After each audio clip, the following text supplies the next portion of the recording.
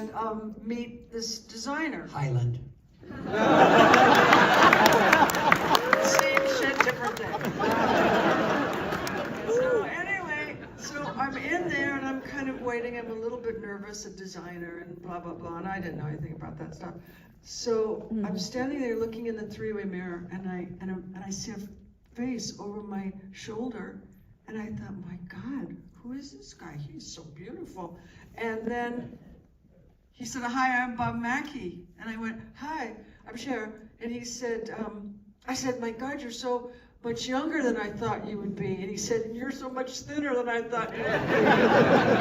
And it was kind of, that was it. You must remember that. Well, no, well, I'd been watching Sonny and Cher do their little afternoon shows with the pop songs and stuff. And I just thought she was kind of this hulking goth girl.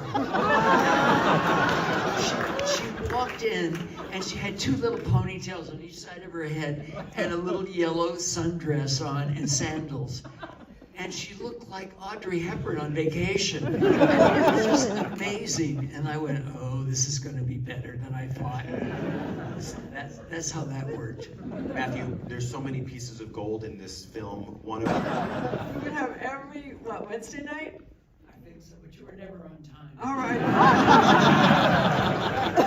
If Cher passed a dress shop or something that had something in the window, Sparkly. it was later. You know, she might get there 3 hours, 4 hours later. And the show was the next day.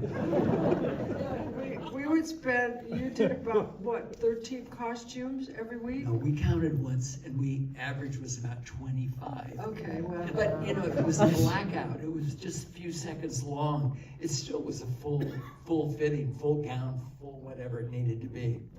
I think that Carol came up, obviously, with something that made sense that Bob's costumes could propel you into your character. And one time, I had a character, and she was kind of based on, whatchamacallit, oh shit. All in the Family.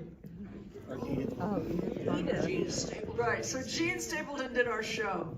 So the director and the producers wanted me to do some sort of character like her. And I just thought, you know, she's great, but I don't know how to do it. So anyway, I went to Bob, and we got Carol Burnett, not Carol Burnett, Lucille Ball's kind of old wig, and we got this kind of leopard, a leotard that was leopard, and earrings and whatever, and she ended up to be a character called Laverne that I did on Cher.